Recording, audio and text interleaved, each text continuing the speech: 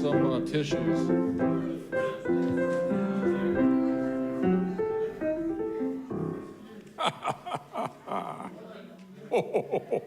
Merry Christmas. I remember I bring my glasses, although I won't be able to read the children's story. Looking forward to finally hearing this children's story. I probably read it here back when I was pastor here, probably. God, I don't remember much from those days. That was a long time ago. Crazy days for me. Bravo, Maestro. Maestro. Oh, there's no meetings today.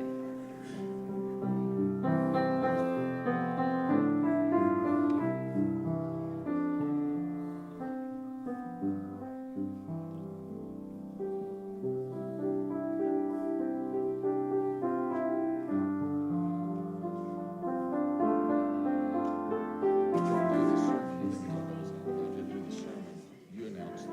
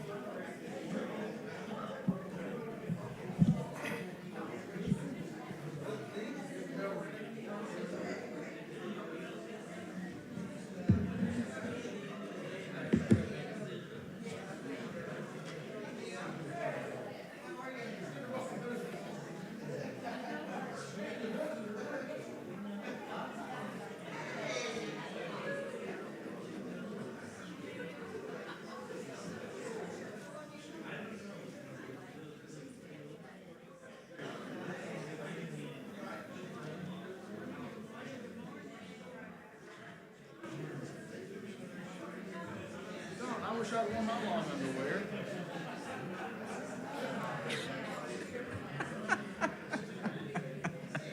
This is mine? I think it is. Yes, sir. So have you heard that story before? I don't think so. I don't think so. I'm so glad to see you guys.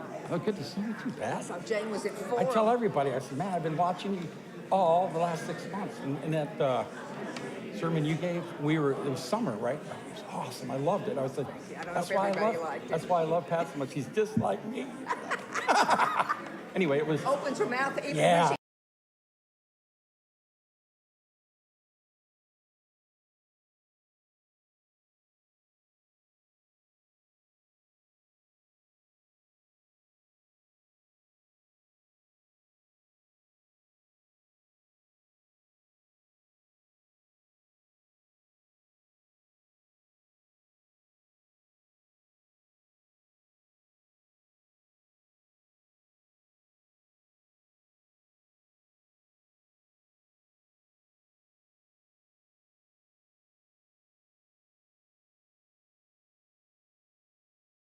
wait, wherever you sit, in the front.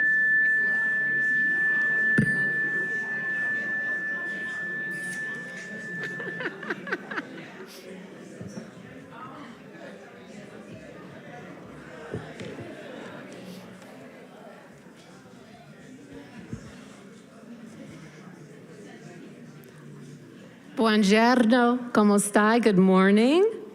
We invite you to take your seats and prepare for this morning's service. On behalf of the worship committee, welcome to the Unitarian Universalist Congregation of Columbia. I'm your service leader. My name is Bethany Storlazzi, and my pronouns are she, her. Our regular minister is Reverend Stephen Robinson, but today we have a special guest speaker. If you've been coming here for a long time, you probably call him your friend. His name is Reverend Dr. Neal Jones. Reverend Jones is a clinical psychologist for the Pisgah Institute in Asheville, North Carolina, but he lives right here in Columbia.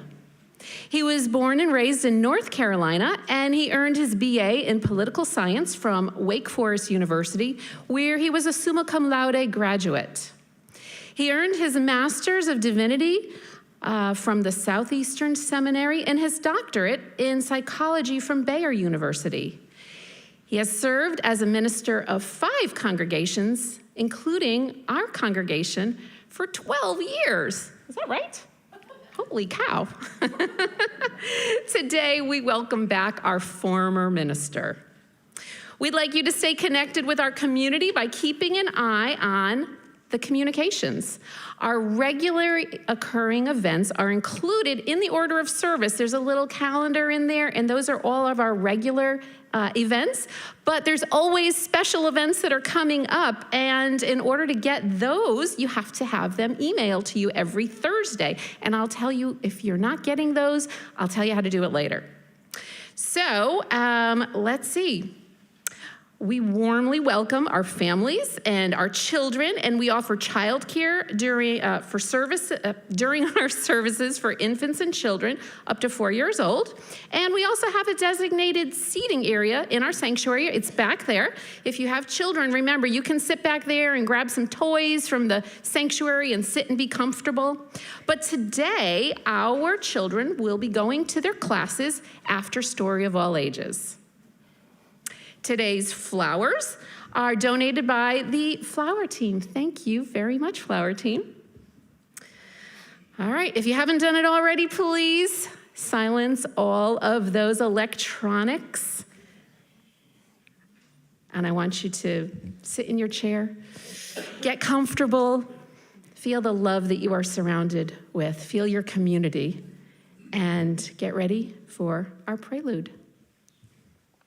Thank you, Bethany. Appreciate it. Well, a lot of you, I think, know that Jane and I are from Montana, and we winter here. And I'm kind of a cowboy when I'm out in Montana. I'm kind of not when I'm here. It's kind of nice that nobody knows me here because we live in a town of 300 people, and everybody says, oh, you must know everybody. I said, heck, we know their dogs. So anyway, how many people have ever ridden a horse? A whole bunch. Woo, that's great. That's good. So I was going to go over some stuff, but hey, we live in a small village, really, 300 people. There are 3,000 cattle that live in our town. And so real quickly, a little etiquette, cowboy etiquette is if you saw a group of people over here, you wouldn't say, well, those are really cool looking women, because it'd be children, men, and women. So you wouldn't, with people, they always go, oh, look at those cows. Right? They're not cows, they're cattle, right? Because cows are girls, right? There's calves, bulls, and cows. All right, so I don't want you to go to Montana. Oh, we know JP. Look at those beautiful cows. Oh, I mean cattle. Okay. So we are involved in quite a few cattle drives. At least I am. I do a lot of work with ranchers out there. And we have a small group that go by our house a couple times a year. They move them from summer to winter range and winter to summer. And there's about 500 to 600 that go by, and so you don't drive during that period. We also are famous for, we have some local outfitters. They come through, and that outfitters is somebody that takes people into the wilderness. And these guys have 100 horses. And every spring, they run them through our town, literally run them through in 13 to 18 seconds. They all run through full blast. 2 cowboys coming around the corner, followed by 100 horses. And so if you alert, and somebody's told you, you're standing on the side, and wow, if you've never seen 100 horses flying full sideways, it's pretty cool. All right. Anyway, this is a song. I sing a lot of cowboy songs, but generally not here. This was one I was going to sing on the other night during the winter sing.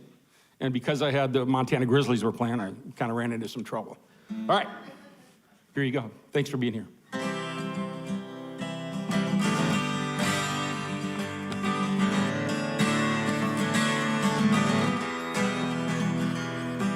All in the saddle, we'll spend Christmas Day driving the cattle on snow-covered plains. Well, all of the gifts given today, well, ours is the sky and the wide open range. Well, ours is the sky and the wide open range. Well, back in the cities, you have no complaints. They got football and eggnog and Christmas parades. Well, I'll take my blanket and I'll take the reins. It's Christmas for cowboys on a wide open plain.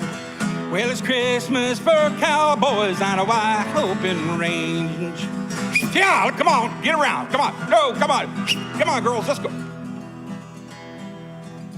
There's a fire for warmth as we stop for the night. The stars overhead are our Christmas tree lights. The winds sing a hymn as we bow our heads. Well, it's Christmas for cowboys in a wide open plain. Well, it's a Christmas for cowboys on a wide open range. Well, it's a Christmas for cowboys on a wide open range. Well, we're tall in the saddle, that's where we'll spend Christmas Day. Driving those cattle on the snow-covered plains. There's so many gifts that will be open today. But ours is the sky in the wide open range. Well, it's Christmas for cowboys in a wide open range. It's a Christmas for cowboys in a wide open range. Hey, come on, get around here. Come on, girls, we're almost there. Whoa, whoa, whoa, hey. It's a Christmas for cowboys in a wide open range.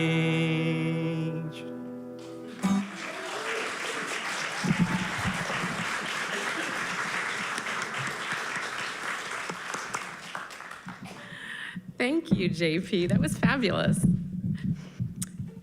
All right, please rise in body or spirit and join me in the congregational covenant that you could find in your order of service.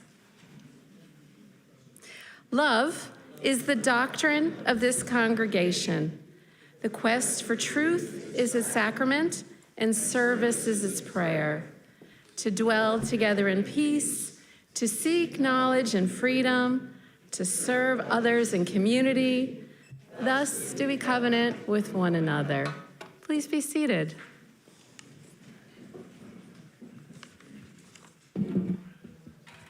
Unitarian Universalism is a diverse and non-creedal religion. Our community is founded on deeds, not creeds. We're a covenantal religion, meaning we don't have to believe the same things in order to treat each other with respect and equity, compassion and dignity. And we place love at the center of our values, and we embrace and welcome all people. We are delighted when we have guests and visitors, and today Matthew is going to assist with bringing the microphone around to any of our visitors that are here. If you're a visitor and you're willing and able, I invite you to please stand and wait for the microphone to reach you, and then I would love it if you share your name, where you're from, and if you've brought guests, we invite you to introduce them as well. Do we have any guests or visitors today that would like to stand? Oh, I see one person who's brave.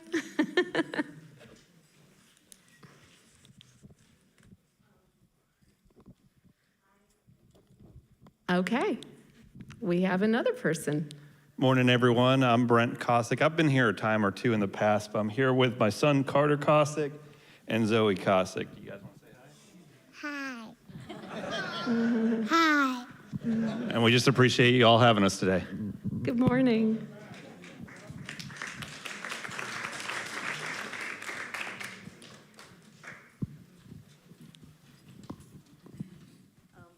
I'm Susan Gray. I'm Nina Gray's sister. And I've brought Nina with me, and she's going to, and also my husband, John Hertz. Nina's in the ladies' room. She'll be here shortly.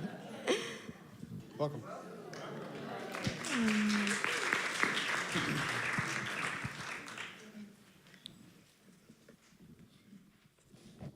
Thank you, Matthew. Well, friends and boys and Susan with Nina, I can't wait to see her.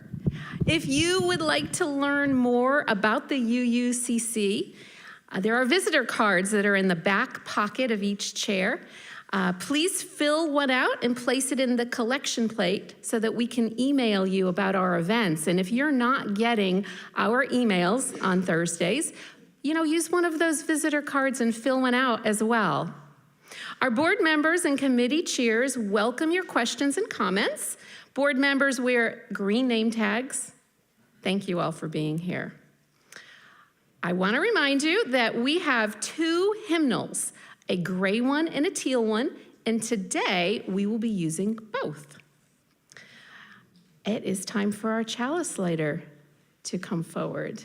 Yeah.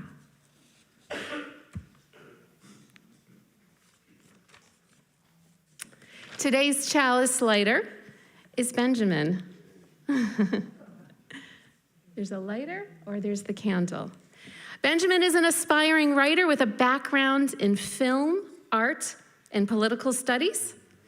He is a stroke survivor and social justice advocate.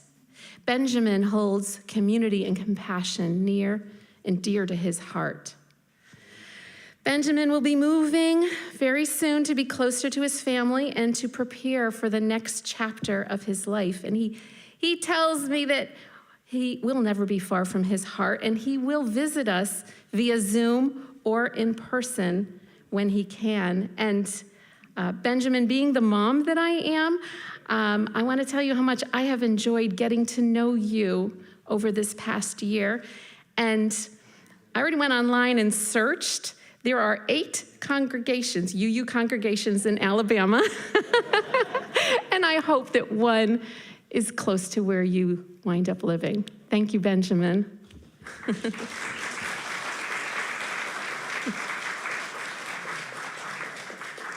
Spirit of light and life, come on to us.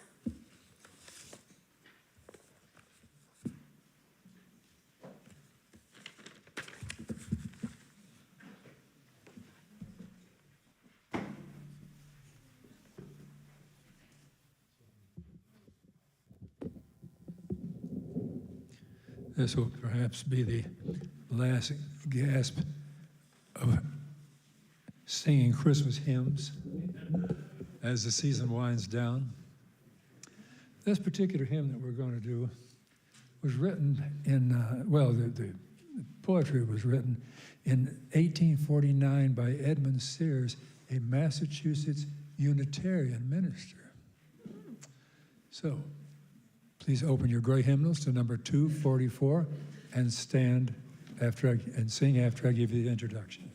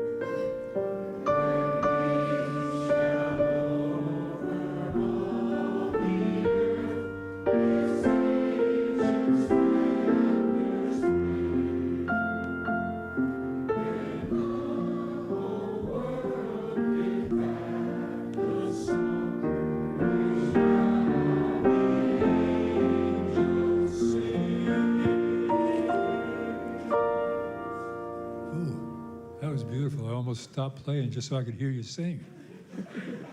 Nice choir. Thank you all. And now we invite the children to come forward for the story of all ages with Reverend Neal Jones.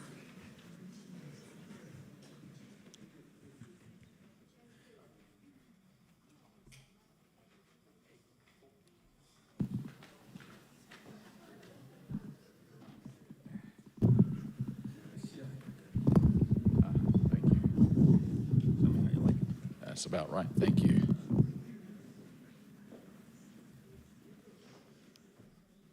Good morning. Come on in. Yes. Good to see you this morning. Good to see you. What holiday did we just celebrate? Christmas. Well, let's keep celebrating it then, because I've got a Christmas story for you that occurred just a few nights ago. It's called The Night Before Christmas. So it's the night before Christmas Eve. Get it? All right. Okay. 'Twas the night before Christmas, with too much to do. Our tree wasn't up yet, and Mom had the flu. See Mom lying in bed with a thermometer in her mouth and Kleenexes on her stomach. Not feeling well. No. Our cookies were burned. There were presents to wrap. Mom sniffled, "What I need is a long winter's nap." I can sympathize. But instead, we drove miles to go get our tree. Last week, there were millions. Now, there were just 3. Look at those 3 skimpy little Christmas trees. Ugh, not much to choose from there, is there? No. Dad tied the tree to our car. "This'll just have to do." Mom nodded glumly and sneezed. Achoo! We dragged our tree through the front door. It dropped half its needles all over the floor. Now it's really going to be a skimpy tree, isn't it?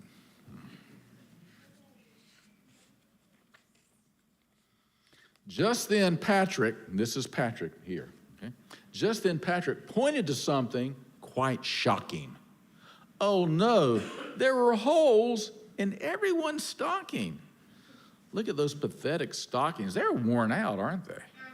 I don't think they're going to hold anything in those socks. I think they're just normal socks and not stockings. I think you're right. Instead, we hung socks by the chimney with care. I hope that St. Nick would fill up my spare. See her sock?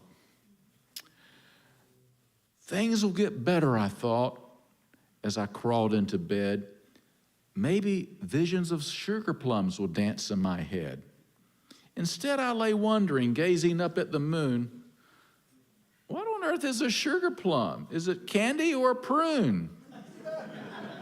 I don't know. Do you know? I don't know. Early the next morning, I woke up from a dream. "Be careful, Harold," I heard my mother scream.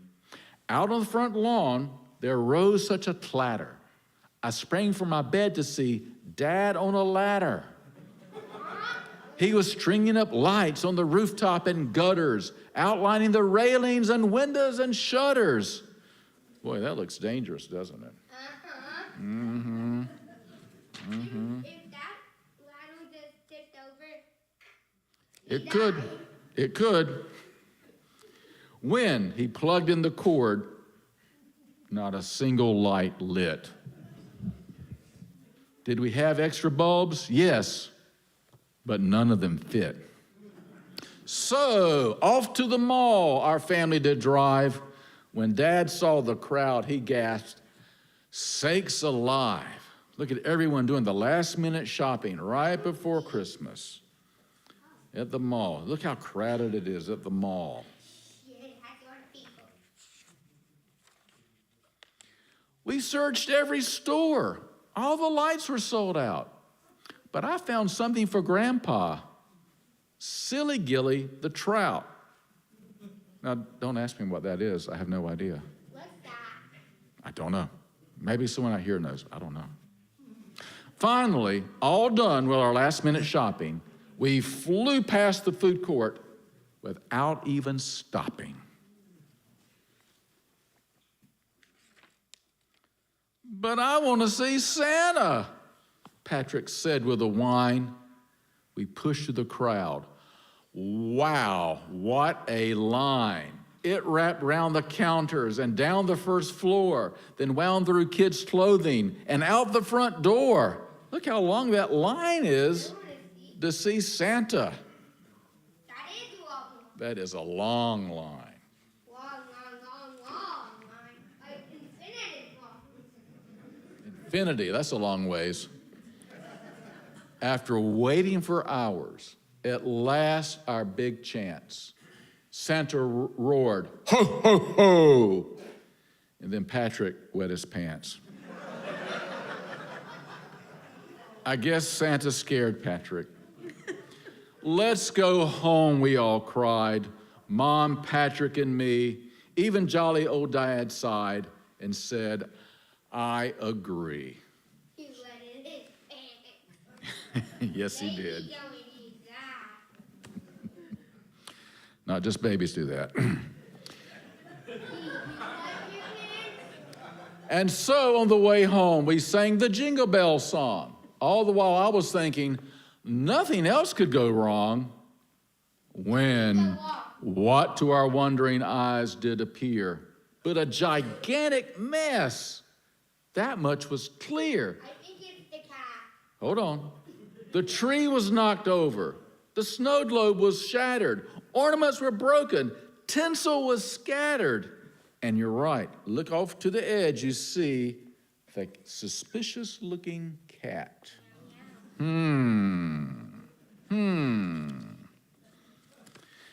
Bad kitty, I shouted. Then Mom started to weep. Christmas is ruined, and I need some sleep. No, it's not, Sugar Plum. These things are just stuff. Christmas is about love, and we have quite enough. Now that's the spirit of Christmas.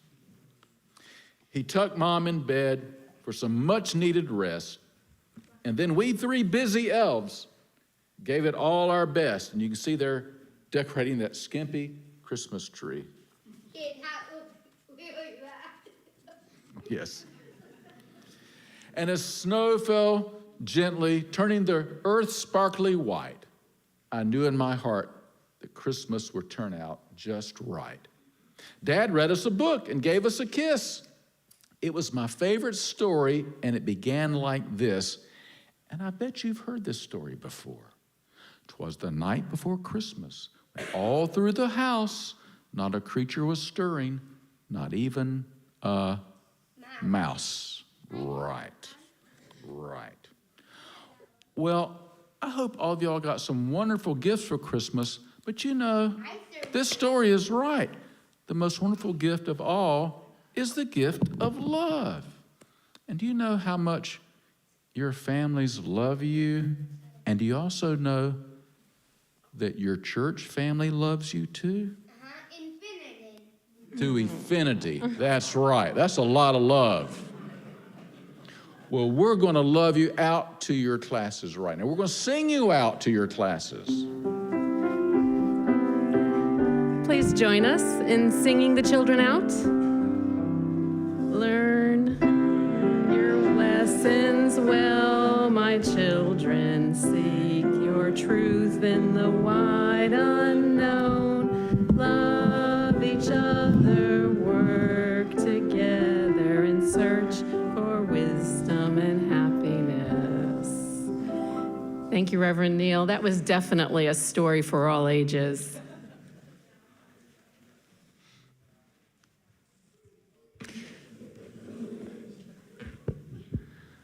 Our opening words were written by Reverend Gretchen Haley.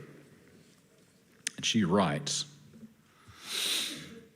"In a world that feeds on moral outrage, we are here to cultivate moral courage. At a time that prizes picking sides, we gather to draw a wider circle. And in a culture that teaches us to ask, what's in it for me? We come to practice generosity and to remember that we're all in this together. In the midst of life's bitterness, we choose to sing, to give thanks, to laugh together, and to be keepers of beauty. To offer a place of belonging for all who come, whether in gladness or in pain, to resist the push to the next moment and the next, to slow down, to breathe more deeply, to feel a part of something greater. For this hour, in this place, let us be the change we wish to see.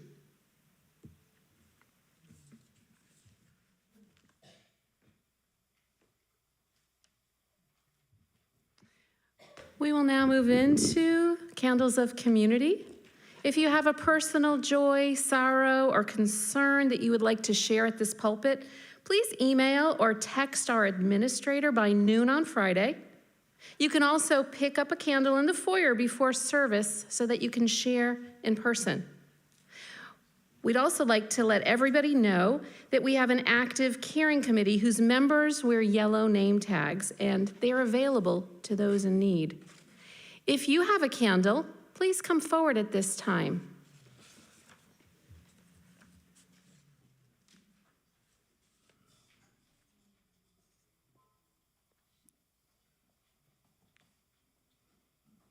Good morning. I'm Kylie Samuels. I have a candle for joy. I have been having a really hard year, but I'm joyful. And I just want to say, anyone else who's having a hard year, here is your hope. And I'm just very happy for a new year and new gratitude.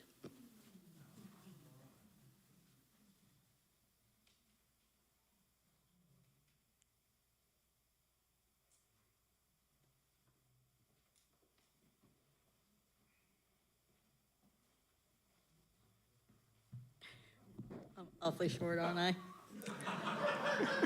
No jokes, Matt.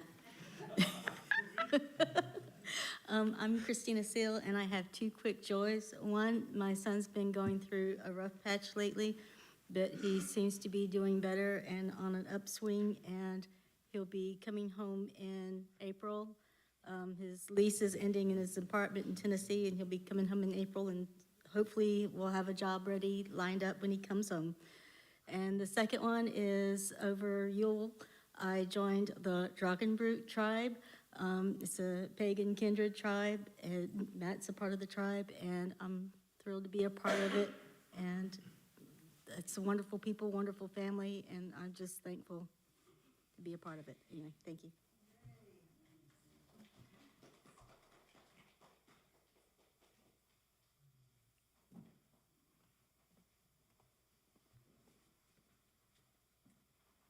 Ooh. I'm Susan Robinson, and this is a candle of celebration for Sharon Walters, whose birthday is today. And Sharon is a longtime member who comes and goes, but has come back lately, so glad to have her here. She is kind of a surrogate grandmother to my grandchildren. When I'm in Oregon, she's given them swimming lessons, and she babysits and supports my daughter a lot, so happy birthday. Stand up.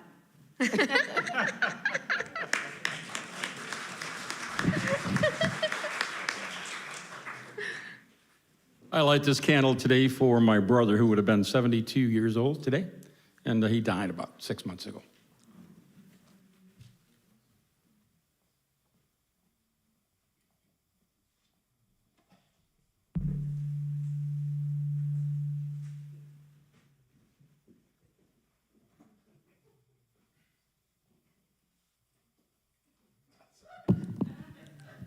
We need a microphone and a lift. This is a candle of return. I am so glad to be back. I have been gone for 4 Sundays, which is a record for me. It's the most I've ever been gone. I had a virus for 2 weeks, and then my family kind of descended on me for cookie making and Christmas for 2 weeks. So I am so happy to be back in my Finity family.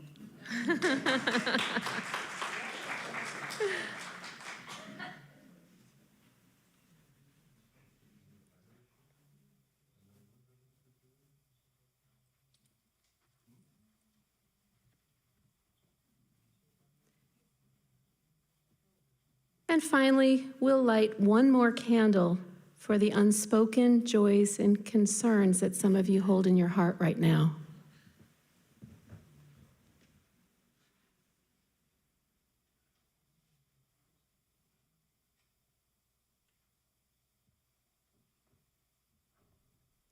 Let's take a moment to ponder the things that you heard, the things that you shared.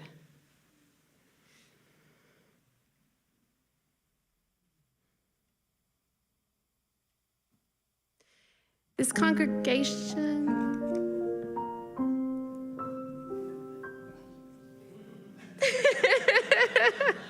This congregation proudly participates in the Michael Sullivan Share the Plate initiative, where half of our monthly cash collection is donated to a local charity. It's our way of giving back and supporting our community. This month's recipient is Homeless No More. If you would like to contribute to Share the Plate, please write Share the Plate in the memo line of your check or on the donation envelope. Thank you for your generosity.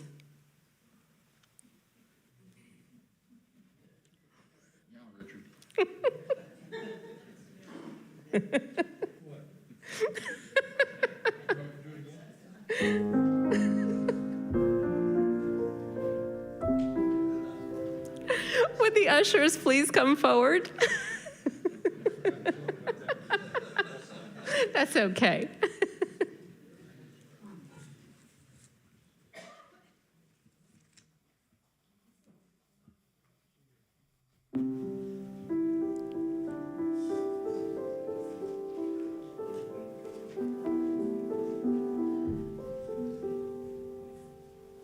For your offertory today, I'm going to play a piece called Carol of the Bells.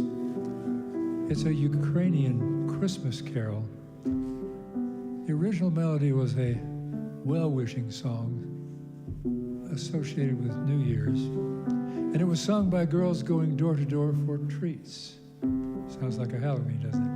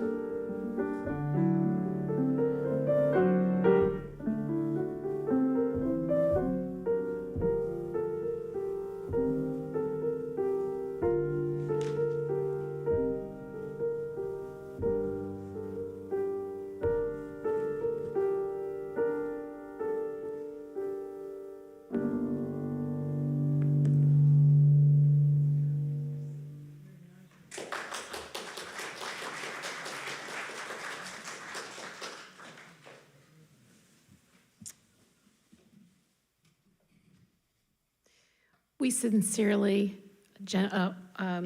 where am I? We are grateful for your generosity. Thank you.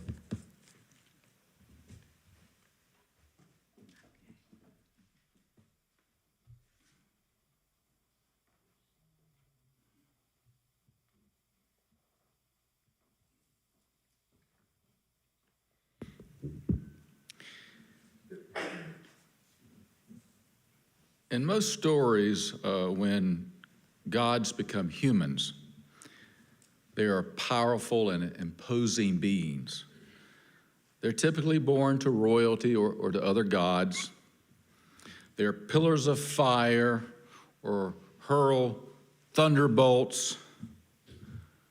But the birth of Jesus is extraordinary because it's so ordinary.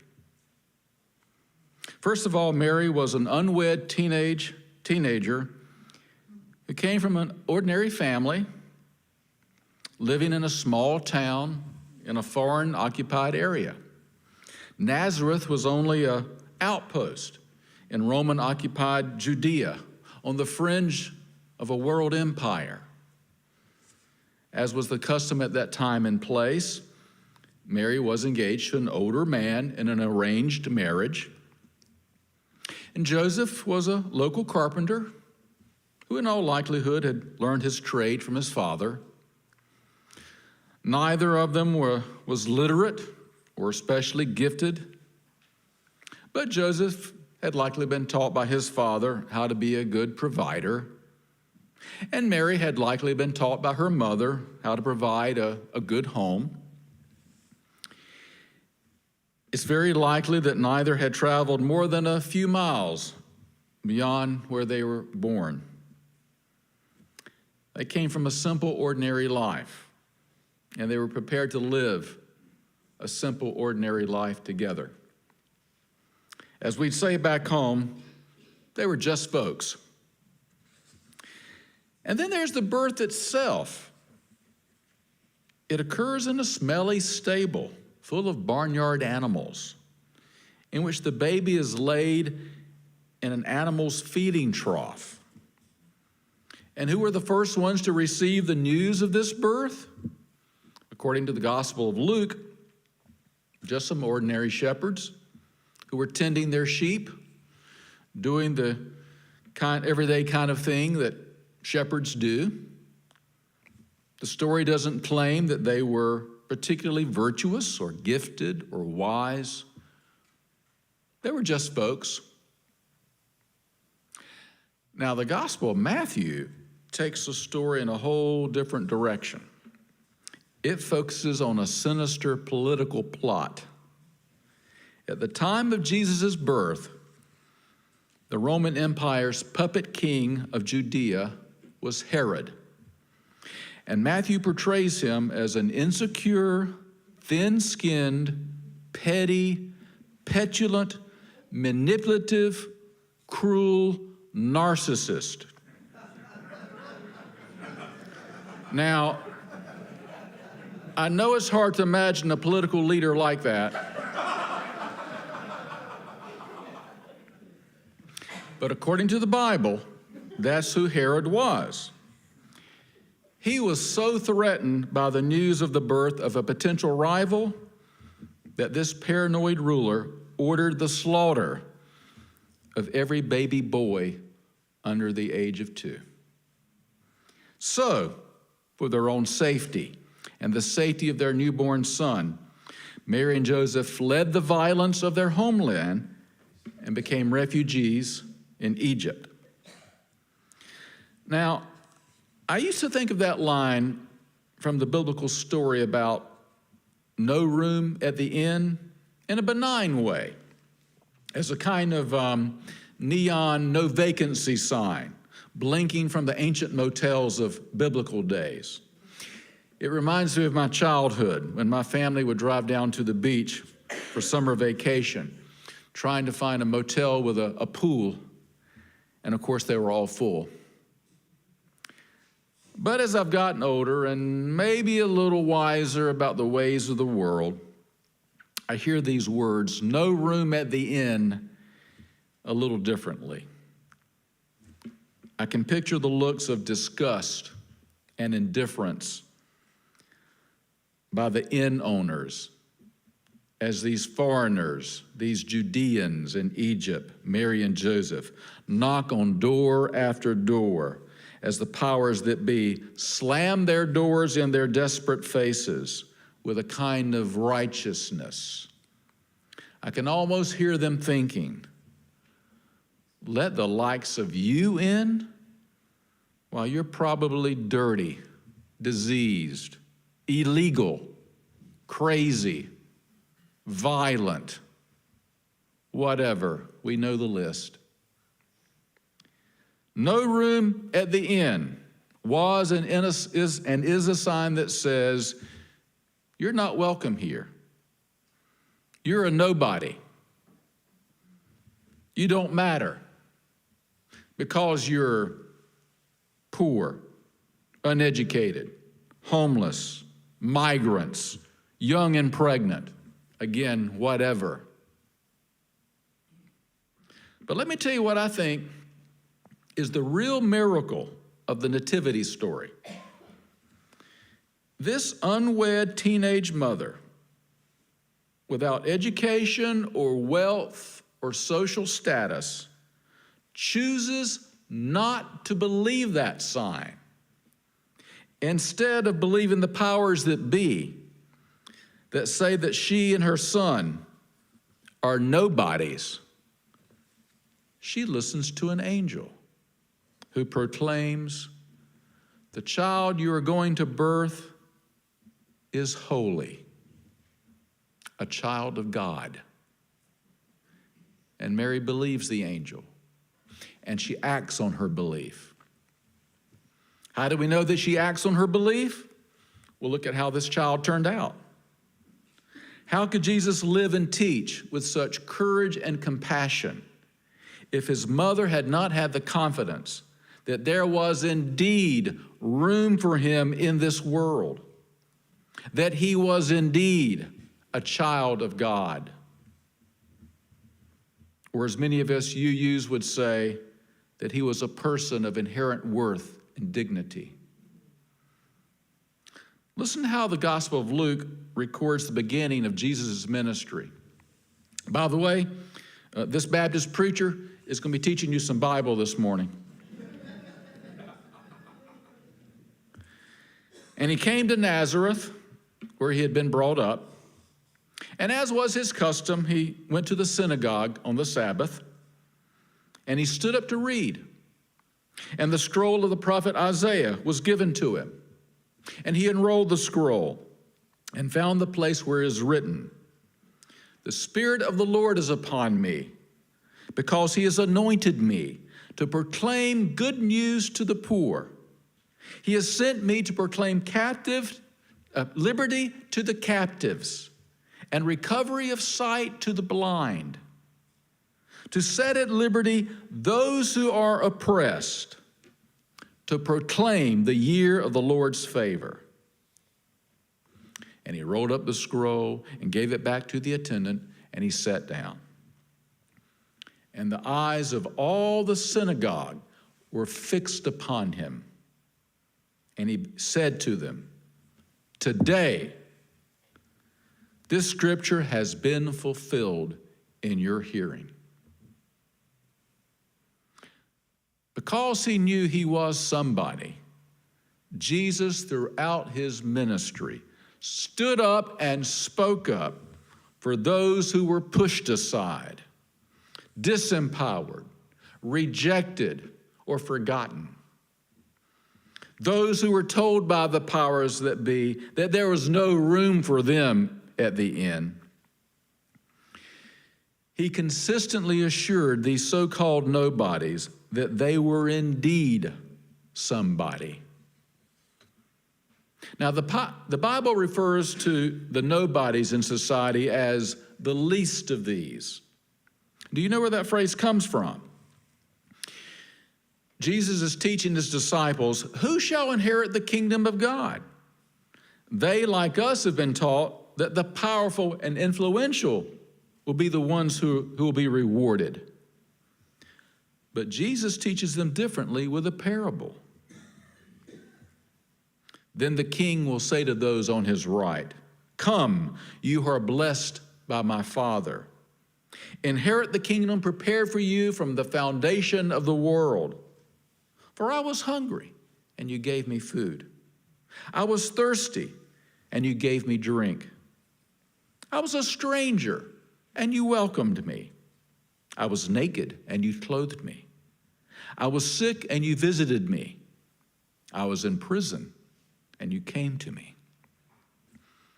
And then the righteous will answer him, saying, Lord, when did we see you hungry and feed you, or thirsty and give you drink? And when did we see you a stranger and welcome you, or naked and clothe you? And when did we see you sick or in prison and visit you? And the king will answer them, truly I say to you, as you did it to one of the least of these, my brothers and sisters, you did it to me. Now, I find this parable to be a remarkable story of empathy. Jesus feels such empathy with the nobodies of society that he tells his disciples that when they extend compassion to the least of these, it is as if they're extending their hand to Jesus himself. Compassion comes from empathy. And empathy comes from the recognition of our common humanity. Jesus knew what it was like to be treated as a nobody. Now, back when I was in college and seminary, it was popular for many Christians to wear bracelets with the letters WWJD, what would Jesus do?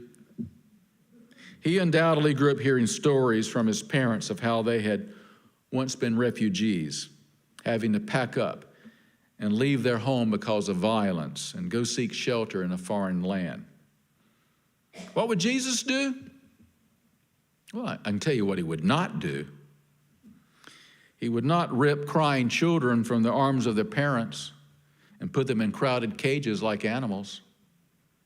He would not patrol our borders with guns and tear gas desperate men, women, and children standing on the other side of a fence.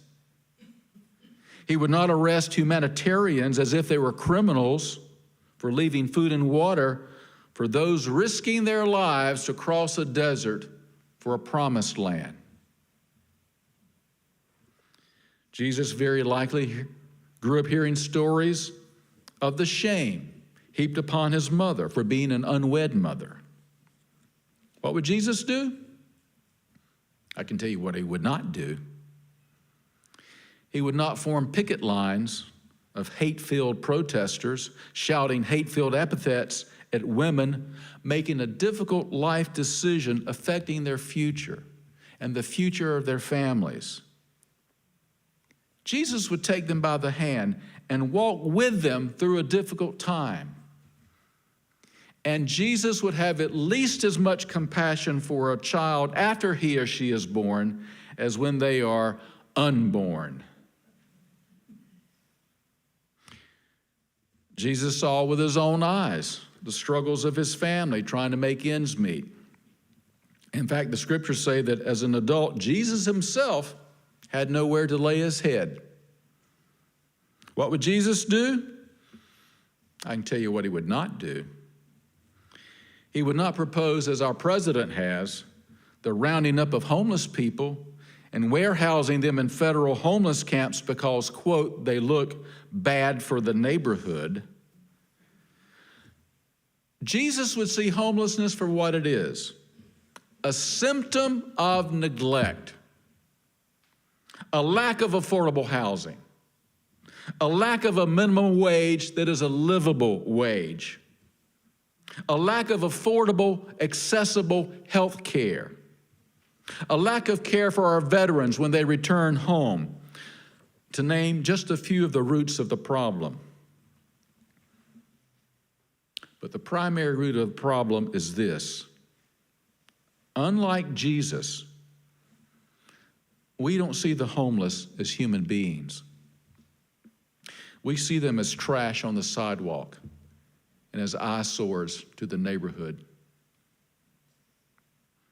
What would Jesus do? I can tell you what he would not do. He would not blame the poor for being poor. In his day, religious leaders saw wealth as a sign of God's favor. And in our day, some of our so-called religious leaders preach a prosperity gospel that make the same claim.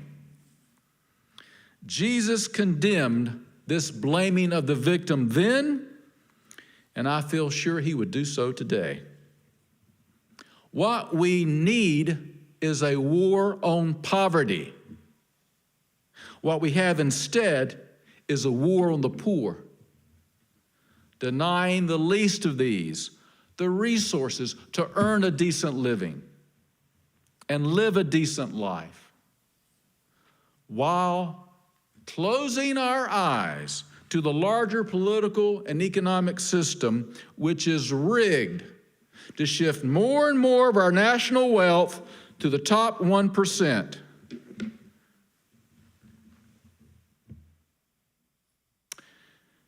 Jesus grew up hearing stories of how King Herod abused his power to cause the senseless death of children and caused Mary and Joseph to flee to Egypt to save the life of their own child. What would Jesus do? I can tell you what he would not do. He would not sell his soul for political expediency. He would not sacrifice his conscience to cozy up to politicians without a conscience. He would not turn his gospel of faith, hope, and love into a political agenda of hate, fear, and bigotry. When it was necessary to speak truth to power, Jesus didn't mince words. Woe to you, scribes and Pharisees, you hypocrites!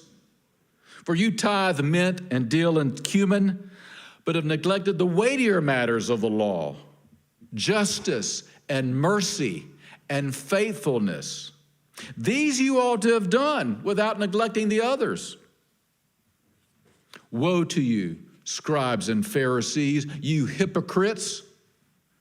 For you clean the outside of the cup and the plate, but inside they are full of greed and self-indulgence.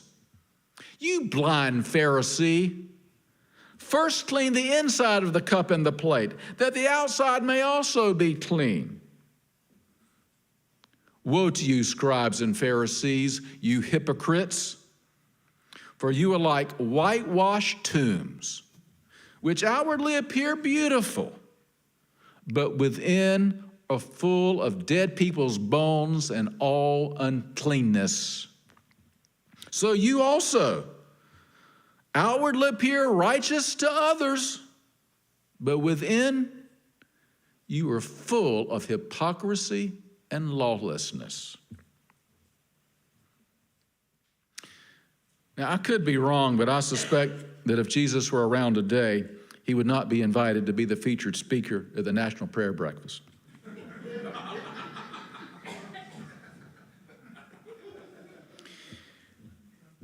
All our lives, we walk around with the question, who am I?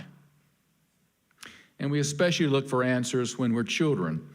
But this search really continues throughout our lives. We're constantly on the lookout for signs to tell us who we are. And the world constantly confronts us with various versions of, there's no room at the inn. In case you haven't noticed, we live in a highly judgmental society. Your teeth aren't white enough.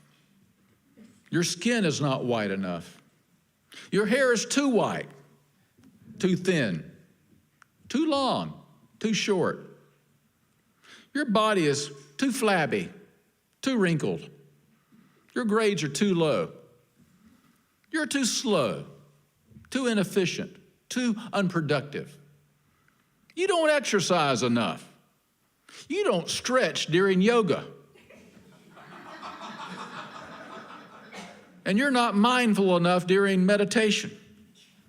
You eat too many carbs, too much sugar, too much meat.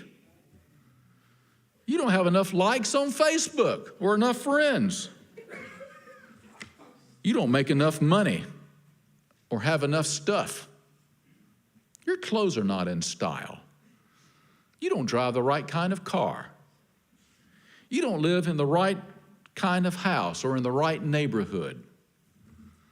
You're not married to Mr. or Ms. America, and your children aren't gifted and talented.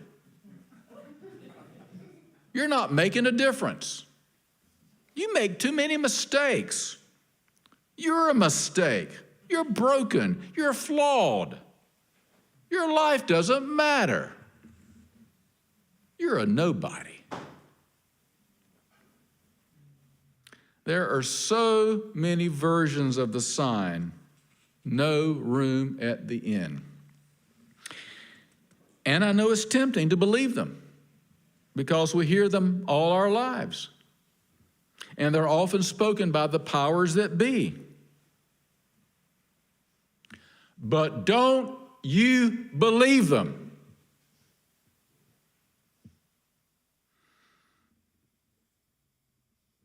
Listen. Listen to the angel who whispers in your ear, you are holy. You are a child of God. You have dignity and worth. You are somebody. You matter. You, right where you are, right as you are. And who are these angels? They are the people who really know you and who really love you, past and present. They're the people who've cared about you and wanted what was best for you and have helped you become who you are today. Hear the whispers of those angels and give them your gratitude. There's no room at the inn. Bah humbug. Don't you believe it?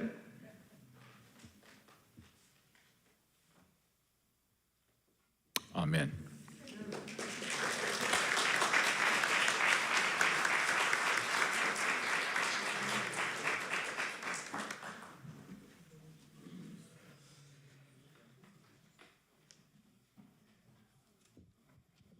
Look in your teal hymnal, number 1053, How Could Anyone? Now it's kind of a short chorus, and we'll sing it through 2 times. You'll notice there are 2 endings. Neal's message today was about loving ourselves despite all the messages we receive that we are nobodies.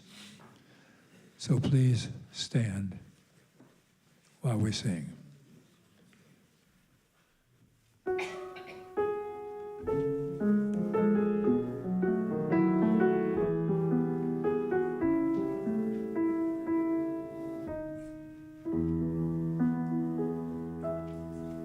How could anyone ever tell you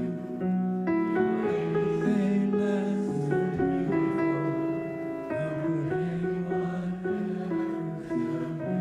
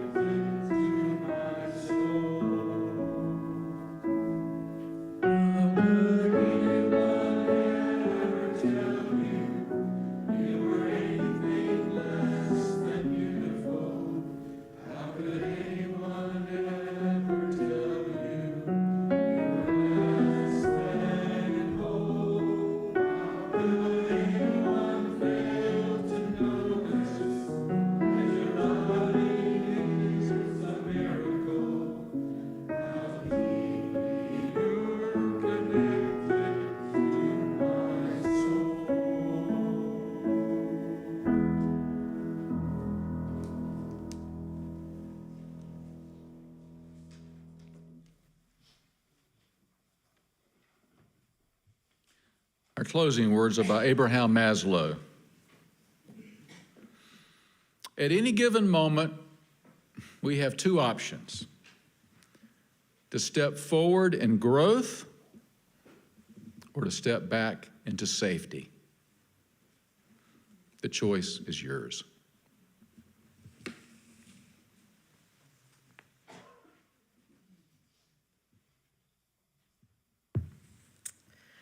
I will extinguish our chalice with words from Ralph Waldo Emerson. Finish every day and be done with it. You've done what you could. Some mistakes were made for sure.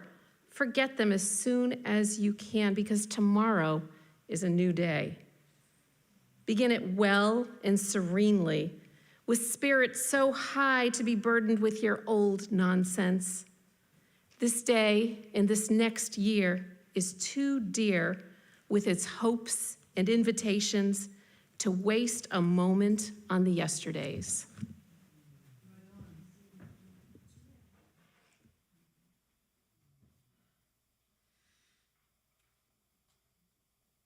Please join together as we sing our congregational benediction.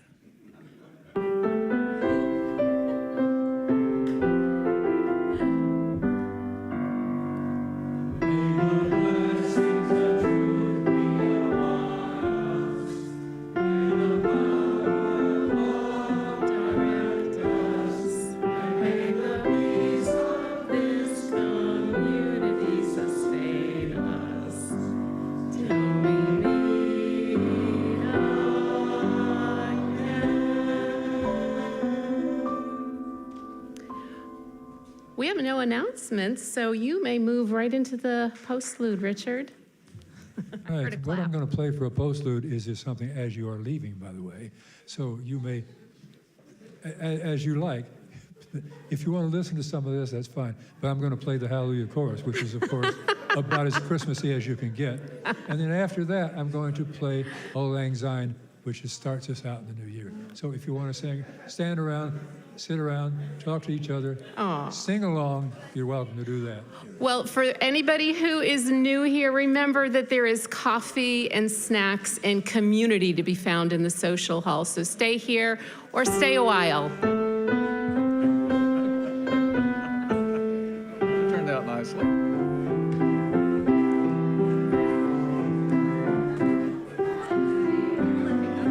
What's that? It went fine. Fantastic sermon. I loved that. Thank you. I really did. I felt like I learned more about Jesus. He didn't hold back.